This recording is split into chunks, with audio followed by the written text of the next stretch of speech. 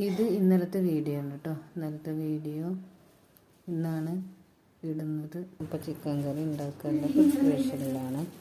അപ്പോൾ അതൊക്കെ എല്ലാതും ഉരുളക്കിഴങ്ങ്, വലിയ ഉള്ളി, തക്കാളി, പച്ചമുളക് ഇതൊക്കെ അരിഞ്ഞെടുത്ത് മസാലയും പൊടികളും ഒക്കെ ചേർത്ത് കൊടുത്ത് ചിക്കനും ഇട്ട് കൊടുത്ത് ഞാൻ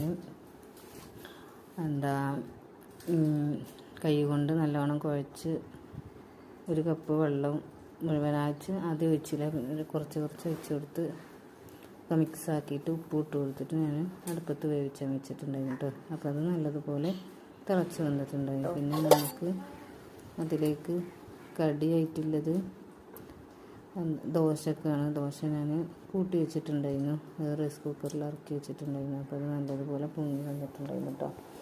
അപ്പോൾ അതും ചുട്ടെടുത്ത് കഴിഞ്ഞിട്ടുണ്ടായിരുന്നു. അപ്പോൾ പിന്നെ അടുത്തത് സമൂസക്കായിട്ടുള്ളതാണ് കേട്ടോ.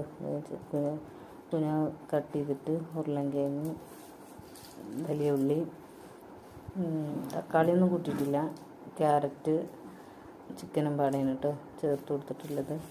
പിന്നെ മസാല അത്ര തോനെ തന്നെ ഇട്ട് കൊടുത്തിട്ടില്ല. കുരുമുളക് പൊടി, മുളക് പൊടി ചേർത്തിട്ടില്ല.